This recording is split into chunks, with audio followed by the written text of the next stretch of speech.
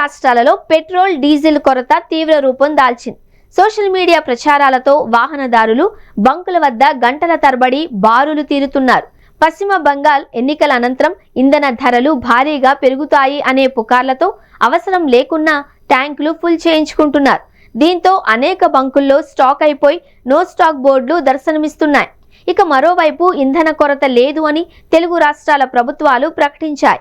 Oil కంపెనీలతో నిరంతరం సమీక్షిస్తున్నాము అని, సరఫరాలో ఎలాంటి ఆటంకాలు లేవు అని ఇరు రాష్ట్రాల అధికారులు హామీ ఇచ్చారు. పుకార్లను నమ్మవద్దు అని, డబ్బాలు క్యాన్లలో పెట్రోల్ పోయడంపై నిషేధం విధించినట్లు స్పష్టం చేశారు. ఇక మరోవైపు ఇంధన కొరత కారణంగా తెలుగు రాష్ట్రాలలోని రైతులు ఆవేదన వ్యక్తం చేస్తున్నారు. వరి, మొక్కజొన్న కోతల సమయం కావడంతో హార్వెస్టర్లకు డీజిల్ దొరకడం లేదు అని, వర్షాలు పడితే కళ్ళాల్లో ఉన్న పంట మొలకెత్తుతుంది అని, ప్రభుత్వం వెంటనే డీజిల్ సరఫరా చేయాలి అని డిమాండ్ చేస్తున్నారు. తెలంగాణ రాష్ట్ర వ్యాప్తంగా పలు చోట్ల పెట్రోల్ డీజిల్ కొరత నెలకొంది.